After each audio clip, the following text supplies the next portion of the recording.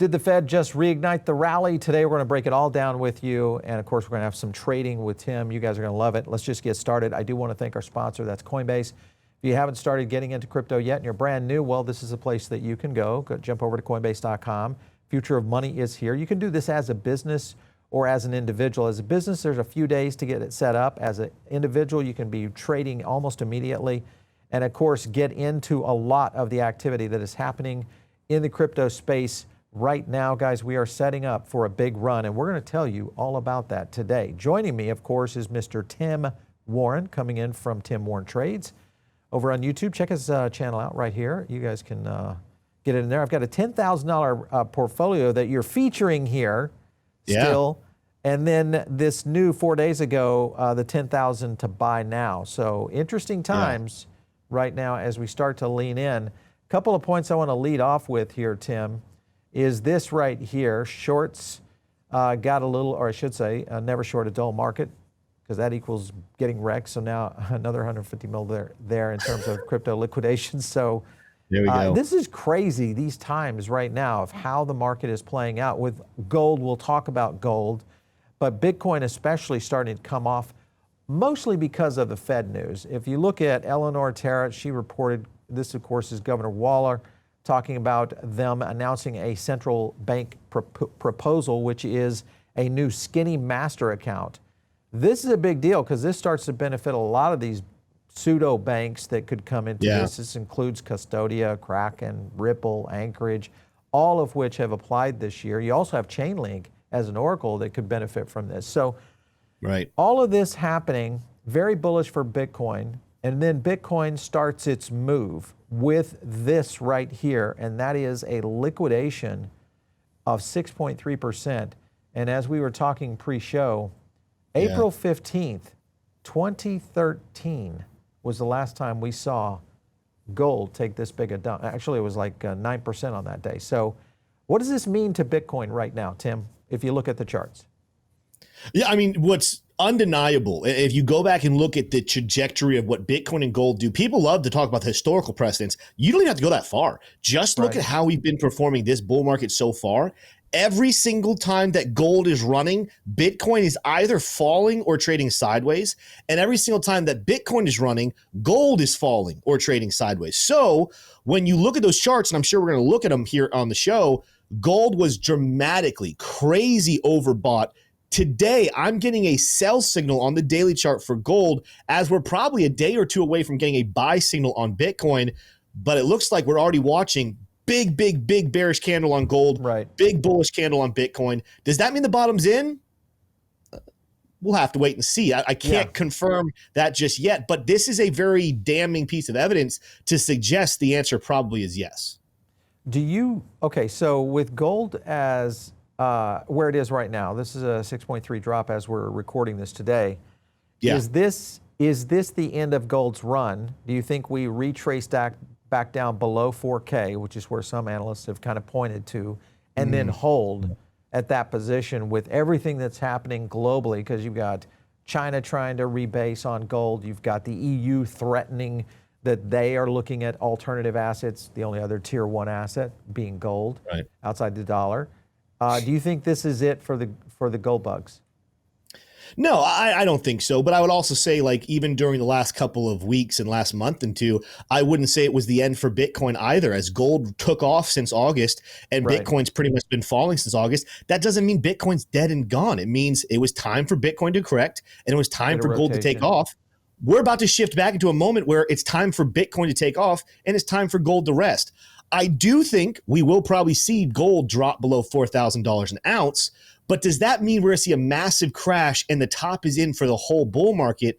I am by no means in a position to predict that the case. I think this is a time for gold to consolidate, maybe have a healthy correction. I know that sounds like oxymoronic statement to call it a healthy correction, but anyone who knows charts and knows markets knows higher highs and higher lows are a part of the game. Gold has just had a massive run to set a higher high. It's time for a higher low. That means price needs to correct. It needs to consolidate. People are going to roll some profits from gold into other things. They're going to make some money, and then they're going to come right back in a couple of months and buy some gold, probably on sale or cheaper than where they sold it. This is crazy too. I'm looking at that candle right now as we lead out. Yeah. It's still holding above 5%, wicking down. It's right at almost 5.6% right now. But if you look at this, this is one of those assets that really, in comparison of this versus Bitcoin. Let's look at your Bitcoin chart, because I'm kind of curious, as you and I were talking about a possible 100K sweep that could happen here before this run is over. Show me what you're talking about. Yeah, so we'll start here. I'm on the 4-hour chart at first. So clearly, very good looking 4-hour chart. You can see here, I was actually telling my audience, we had a 4-hour sell signal last night. I have Paul, I haven't gotten to show you this yet. I have a new indicator, actually, we're building within our community. Love it. It pinpoints my strategy perfectly. But you can see when you look at this new oscillator, we clearly had those reversal dots coming in. We had the gray dot. We had negative money flow. Look at how we hit on this indicator coming right down here towards the bottom of my smart trail. Now we're getting a bounce, mostly because one of the biggest reasons, now we're going accelerating very fast here. But this morning, got a nice little buy signal from this 1-hour chart. So really cool stuff here. Here's the reason, though, that I think you have to be aware and potentially worried about a $100,000 mark for Bitcoin. It has to do with coming way out towards the weekly chart. You can see here, weekly chart back in August, it gave us a sell signal. We had bearish divergence, which is our reversal indicator. Instead of getting a triangle or a dot, we got bearish divergence. We had gray momentum. We had negative money flow. It doesn't have to, the word doesn't have to, but it's very rare to not get down at least close to this smart trail. You can see the last couple of times this happened. We're talking about back in March, April of 2025, after we had a sell signal in January. We're talking about when we hit it back here in August of 2024, after getting a sell signal back here in April. And then the other time before that, sell signal back in here in July of 23. We hit that smart trail down there as well. So we're tracking this, and this camp between 100,000 and about 98,000 right now is a zone that I just can't rule out at this time. There's a lot of signs on smaller time frames the bottom could be in. News-wise, it's suggesting that. The gold chart suggesting it. But I was telling you before the show, you and I have been around this game long enough. We've seen this song and dance where you get this moment of positivity and you start to get some hope, only to turn over once again. And that's something that we're going to need to watch here. And the reason why is because even though we broke some structure, right? I had this red trending line of resistance that we stayed beneath with so many touches. We broke it, right? So that's a good sign. But when you look at it structurally, we have a higher high up here on October 6th where we broke above $125,000, $126,000. Then we had a little pop up here after that October 10th crash. We got back up to $116,000. We set a lower low. Well, guess what? Right now, even after all this rally on Bitcoin, we're still below 114,000. We haven't gotten back above 116,000. We're technically still setting what's called a lower high and lower low, or in other words, a bear trend. And what I want to see is I want to see Bitcoin break above. Let's get some added volume, meaning the whales are confirming the buy. Let's get a higher high, and I'll feel a lot better about this dump on the 17th being the bottom of this move. One reason to be a little optimistic, though, you talked about how we're liquidating shorts right now. We haven't even gotten to the big stuff yet. Liquidation-wise, yes, there was a little bit right in this range, but the big stuff is happening, guess where? Up here towards that high around 116.5.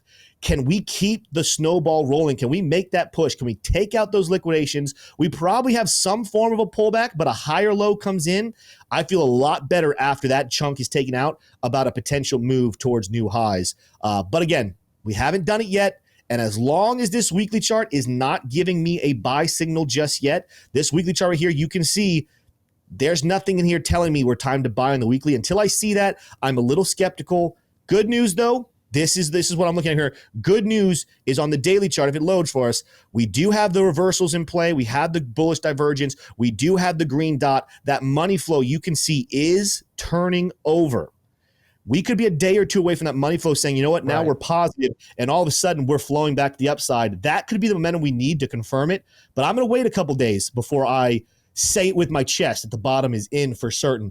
Good sign, though. We talked about how gold and Bitcoin trade kind of almost inversely. We are getting a sell signal on the daily chart. Red reversal, gray dot, negative money flow coming on the daily chart here for gold. So it's one of those things. Are you a risk taker? Risk takers have already bought all of their Bitcoin, and they've already said to themselves, the bottom's in, I'm good to go. and they might be right. If you're waiting for confirmation, we don't have it quite yet, but we're extremely close. Yeah. Well, and you got a couple other things happening right now. BlackRock drawing in a little bit of the whale action, and there's a couple of reasons why. Bitcoin holders now shifting funds into ETFs. This is coming from the July rule change that we saw for tax-free in-kind Bitcoin transfers. So again, $3 billion so far. If you look at the moves right now, that's the weekly ETF inflows right now on the Bitcoin ETFs coming in. So seems like we might be at the edge of something here that could be on point for what you're talking about, which is possibly a big reversal, or I should say move into 116. I want to go to a clip real quick because this will kind of flow into whether or not this is a tradable correction, because the last one we had was in April. Take a look. But in a short-term basis, this is probably the first time since April that I think we have maybe a tradable correction. And it would be those three things you mentioned. First, the China-U.S. trade tensions. We're kind of walking towards this deadline. The markets may get nervous around that. And by the way, it's a correction. It's not like we're going back to where we were in April, but a 10% correction would feel pretty nasty. The second reason would be we get funding market stress, which, by the way, the Chair Powell talked about last week. That's one of the reasons why we may end QT a little bit earlier next year, because we're starting to see a little bit of funding stress, which is essentially the bank reserves are maybe a little bit too low for the liquidity we need, not just for the financial markets, but now for this economy, which I think it could be booming next year. So those are two reasons I think we could see some corrective activity in the near term. I don't think it derails our core view on the rolling recovery. Rolling recovery, interesting statement there coming in. So other things that you could say would fuel that is how the Fed reacts. And now we're starting to see this, which is possibly 75 basis points by the end of the year. So this would include a 50 hit and then another quarter, possibly in December, or flip them around, a quarter now and a 50 in December. But getting to that would be significant, because that would suggest that the market pricing would go down to 4.25 in terms of the Fed fund rate. This is a big deal. Speaking of that, in terms of institutions, you got Van Eck filing for a staked ETH ETF, so this starts to really accelerate. We already have and have talked about the potential of ETFs starting to flow. We just had the Grayscale guys on this week. They think this is a slam dunk. We're going to see more of it happening much faster, which is going to open up institutional, but also even retail to a certain extent, because they're going to look at this almost like a dividend. If you're looking at Ethereum right now, trading above, I think it just hit 4,100 as we're filming here. How would you play ETH right now, Tim? What would you do? Well, this was another one. Again, what am I doing right now? I'm going to sit and watch for a second, because I bought back here at 3,700. I think one of the videos you showed on my channel, one of them was older. So I think the $10,000 portfolio video, that's from a couple months ago. But the other one I just made the other day, how I would spend 10,000 right now, we talked about different dips to buy a couple of different coins. One of them, we bought Ethereum at 3,700 because of that key support. Clearly, good decision. We're back up here. What do I want to see? Ooh, this looks a little different than when I checked on it yesterday. Green reversal, bullish momentum. Paul, that looks to me, let's see how this closes, but that looks to me right there like positive money flow coming back into this space. That would be a daily buy signal right there. And again, you take a look at the last couple of times we had these daily buy signals. We go back here to September 28th, pretty good little run there. Right here on September 8th, pretty good little run. Right here on August 6th, pretty good run. So I mean, that right there, you still have some space. This would suggest that Smart Drill alone, again, I think we go higher than this. The Smart Drill alone suggests somewhere here between 4,400 and 4,500, but we're still tracking something I've showed your channel here before. This channel, this falling channel that we had a little bit of a scare. When I say a scare, we had a little bit of a hope breakout back here. False breakout. We had a wick come down below, but we closed all the candles above. This is still a bull flag pattern. This bull flag pattern is projecting the next big wave for ETH. If we follow this big explosion, we're talking about a move on Ethereum over the next, let's say 6 months. I don't want to make this projection like it's going to be end of year, but 8,600 is still on the table there. I think there's some more interesting levels between 5 and 6 that probably will see some volatility and some movements there. But I still think Ethereum has room for a very big upside move. Obviously, Tom Lee does. Institutions are stacking while others are fearful. I mean, again, the opportunity right in here. Look at the volume on this little scare. Look at the volume coming in down here. This was a time period where a lot of retail freaked out, and somebody, my guess is whales and institutions, had the stones to buy extremely cheap because they knew this was the last great chance to go all in on Ethereum before massive upside potential. Well, you've got a lot of things happening that continue to be very positive for crypto in general. ETH, of course, is going to be a big beneficiary to this, especially around USD, well, stablecoins in general. And now that we've got the Fed saying, hey, we're going to do these skinny master accounts, we're going to open up payments in a bigger way, this, of course, is going to be a big advantage for ETH. And even to a certain extent, Polygon, because of just the payment capability. So there's some potentials here for a lot of different projects to get some movement. Solana's another one, 7 months strong now for Solana futures. This looks really good. Again, we had Grayscale talking about this as well on this week, and that was what was going to have a better strength in terms of this ETF run-in. And he still thought we were going to get some ETFs approved, even if the government doesn't come back. Is it going to be Solana, or is it going to be XRP on an ETF side of things? Do you have an opinion on that? Which one do you think will run better as an ETF? Run better, or which one will come first, you mean? Run better. When they land, do you feel like Solana will outperform inflows in that, say, first 30 days?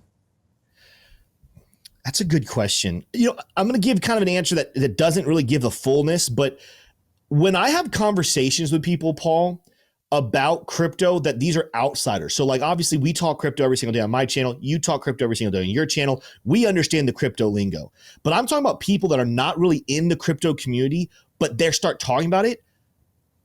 Believe it or not, I hear way more outsiders talking about XRP than Solana, which makes me think, and this is nothing in Solana, because I think Solana's got a very big upside. I think the more education that happens for the everyday user, people are going to love Solana. But right now, people in the TradFi space, people who just invest passively, they don't think about it. I've been asked by at least 10 different people in my life, Tim, do you think buying XRP right now is good? Yeah. No one has ever asked me, do you think Solana is a good buy right now? That's not a crypto person. But I've been asked by 10 people who do not talk about crypto all day, every day. They ask me, is XRP a good buy right now? Which means in that TradFi community, in that non-crypto, but we're kind of warming up crypto community, XRP's got a big name still. It's almost like crypto people have kind of moved on from it, acting like, oh, it's not going to make it. That's not how TradFi is viewing it. Yeah, TradFi is still very excited. Exactly. And the point being is that anytime you have these cult-like communities like the XRP Army, et cetera, these can transition quickly and start to cause these narratives that are almost meme coin-like moves, where especially if you get any fuel underneath it, like what we're seeing with these master accounts, which will be good for Ripple. But the other thing that came in on this is that usually the asset that does well in the future side of thing is the one that does well on the ETF. Solana has held that up. So there is a good balance here. Listen, I think both can be good. The good thing is both these are the institutions, both sides are going to like it. We may see more of a win on the retail side to your point, with XRP. Speaking of that, you put this out. Polymarket launches a 15-minute up-down crypto prediction markets. This, of course, is powered by Chainlink. We know how this is all tied in. So what's your point here? I mean, are you saying Chainlink is oversold? Is it undervalued right now? What's your position? Oh, yeah. This is a massive, big win for Chainlink again, as they continue to get integrated into all these big things. This is a Chainlink is oversold story. This is another major use case. Polymarket changing the game worldwide about people being able to bet on current events, betting on sporting events, betting on political outcomes, everything else. Futuristic, multi-trillion-dollar business is what Polymarket could be, because it's going to give access to people who want to bet on this type of stuff way more availability versus right now. I mean, it's only within the last couple of years, most states in the United States have been allowed to bet on sports. Polymarket's going all in. You can bet on just about anything you can find someone willing to wager the other side of. Betting is a big game. So this could be really huge for Chainlink, really huge for Polymarket, huge for everybody. Okay. All right. So I want to line up 3 charts. I want you to start with Solana, because we just saw the strength of what's happening in the futures side. Okay. And let's go ahead and throw Chainlink in there, and even XRP. Okay. I want to stay with that group. Tell me Okay. where you think Solana, XRP, and Chainlink will be end of year. Oh man, I have to keep updating this because every Rapid time fire. we start to get some sort of a bid, someone has to come and poop on the party. I was not surprised by this move to 171. Obviously, just surprised by the speed of it. We had a rising channel. I figured we get a bearish breakout. What we're going to be looking for, though, is going to be when do we get these buy signals coming in? And we're very close. This one's on Solana, very close to what Bitcoin's looks like. We're getting a nice bid here over the last couple of days. A short little daily chart would suggest back to 224, but this is something I see happening in November. I think what I would be watching at is probably these higher levels. I think you could see Solana vying for all-time highs here, getting back up above 200 for sure, getting above and pushing for $300 per coin. I think some of the bigger moves could continue to happen in Q1. But here, I'll look at one more here. Weekly chart could give us a little bit more of an insight into a futuristic thing. Yeah, we got some resistance at 260. You can see we usually stretch it a little bit more. Let's say the cloud. I'm going to go right here. I think that by the end of year, the high-end potential for Solana right now, barring a massive run because retail jumps in the boat as well as institutions, which I don't think will happen just yet, I think 350 is possible. I think getting up to this mid-cloud on the weekly chart is possible. Yes, we are currently under that sell signal on the weekly chart, but if other things start flowing, if Bitcoin flows up and Ethereum flows up and Chainlink flows up, Solana won't be left out of the party. And so that would be my high-end potential. I'm going to say somewhere between 250 and 350 is where I'd pin a Solana. I would say that would be my expectation for where I think it could get to. With XRP, let's go switch and kind of flip over to here. XRP, let's just start here let's get above this resistance level again. I mean, we had some fake outs up here, but we're once again struggling with this resistance level. Let's get back above it. I'll feel a whole lot better. Kind of similar to what we talked about before. We have some bullish divergence. We have a little bit of what looks like the money flow is going to flip back bullish for us.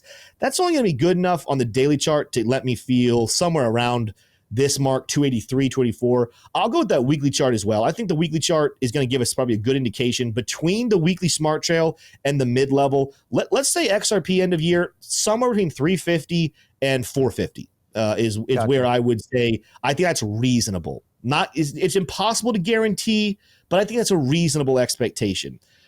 Same with Chainlink. I think I'm going to go in the same boat. I think Chainlink, depending on when people are watching this, I'm putting a video out today on Chainlink, both a short-term price prediction and a longer-term price prediction. But I had kind of a similar thought going on. The daily chart, very, very close to printing a buy signal. This is when we got the buy signal on the daily chart. But on the weekly chart, we'll go end of year. Let's go between $25, $26 and, that's not right what I had. I had 45, and I think I said there was a chance on the higher end. So we'll go like $40, $45 is my higher end. But I also said if we make a similar type of run to what we did back here before, it wouldn't be ridiculous to see like golden pocket extension from back in here come up and hit towards $63. I still believe, Paul, I made a video last week before, where I walked back some of the price predictions in the sense of saying, you know what? I think we're in a different bull market than I was expecting. I didn't think the 4-year cycle was going to make it, but I thought we would see similar types of explosiveness to past bull markets. I think that's gone. Until we see massive retail come back in, institutions are A-okay with slow but sure, higher highs, higher lows, nothing crazy. Take some profit, sell it off, buy low, go up, go up, go up. So for me, it could take, I still think Chainlink someday is going to be over $400 per coin. Is that day in 2025? Probably not. In fact, I'm pretty certain not in 2025. In 2026, maybe, but I would be surprised. I think realistically, the best chance for a $400 Chainlink would be after several waves of higher highs and higher lows, and probably sometime in an extended bull run into 2027 or 2028. It'll happen. But with institutions controlling the game, controlling the charts, they don't move as fast as retail. They're not as volatile. They're going to be very okay with slow but steady higher highs and higher lows for quite some time. Yeah, and I think there are some things that can get, these crazy viral moments. One of them is Polymarket. We were talking about it there.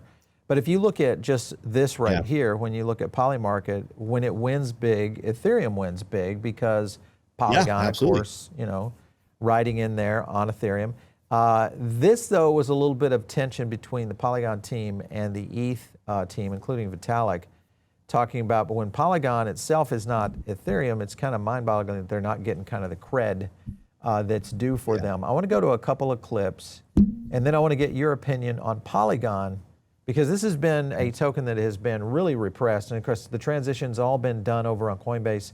We still haven't got it relisted over on Robinhood, but let's go to SOT3. Yeah, Marc Boiron.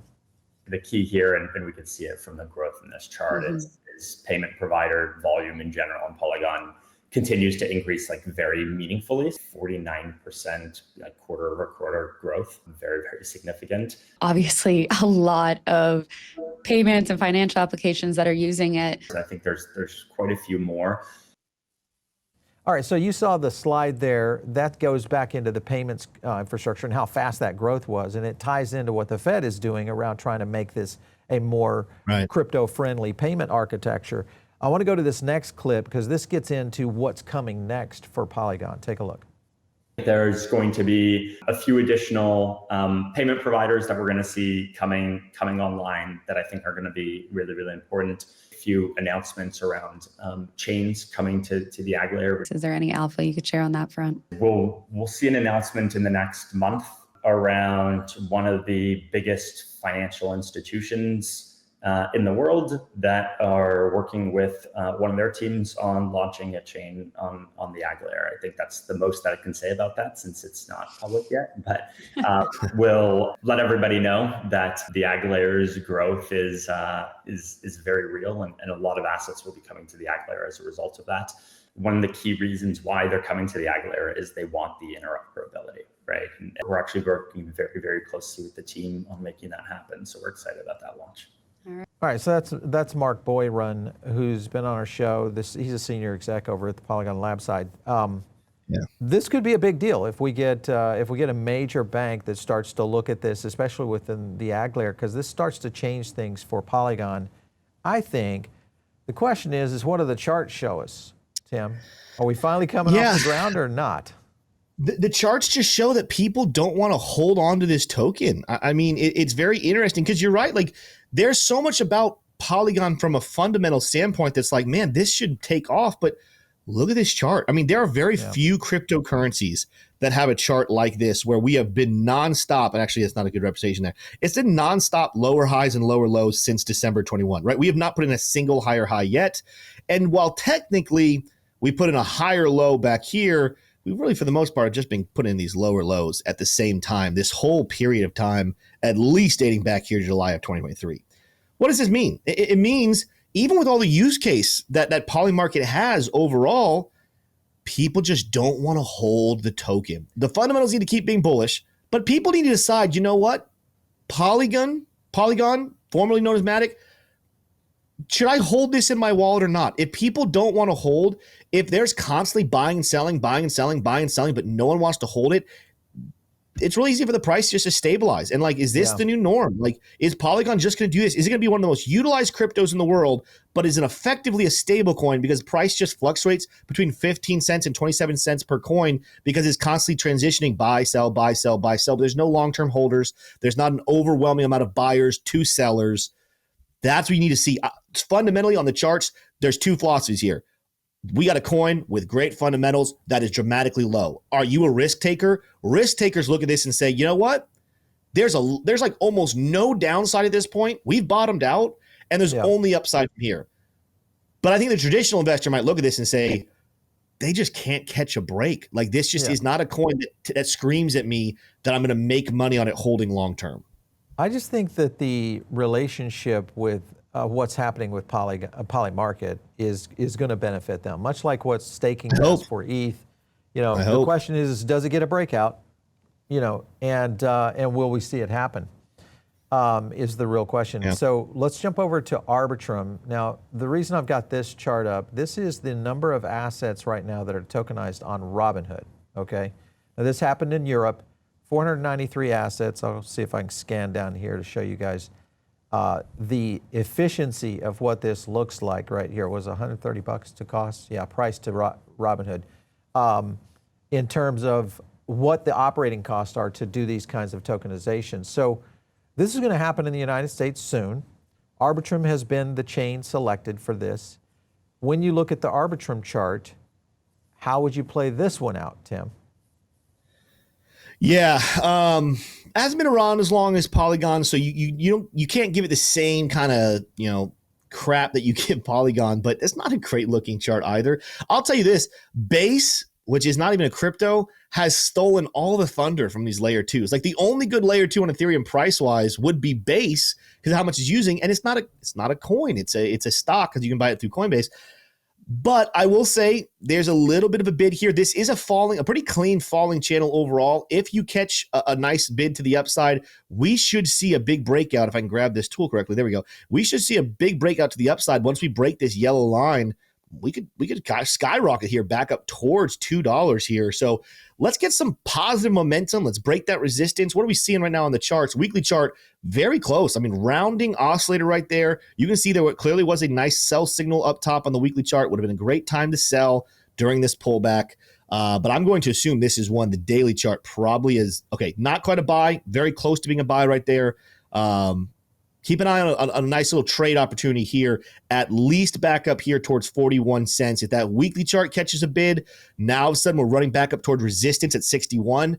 Break that yellow line, and we're making a move towards $2. Maybe, again, based on what you just said in the news, maybe this is a chance for ARB finally to make a big push. But ultimately, again, this is one of those charts that's like, let me see some life come back into it because it has been a constant higher high, higher low. Traders love it. I mean, I can show you right here. If you use this indicator, you would know right when to buy, right when to sell. You could make a whole lot of money on this type of a chart. The question at this point would be, can you make money holding it long term? Right. I wouldn't call it safe some of the other plays that I have out there, but there's a chance. There's absolutely a chance.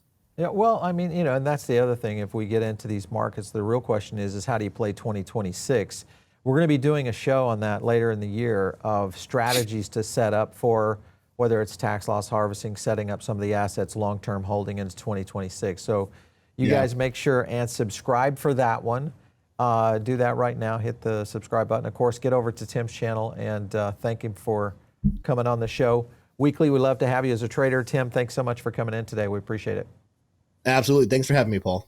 You bet. All right, you guys know what to do. Get into the Diamond Circle. It's our free group. It's available to you. Absolutely easy to do. Hit the link down below. Follow me out there on X at Paul Barron. We'll catch you next time right here on The Paul Barron Show.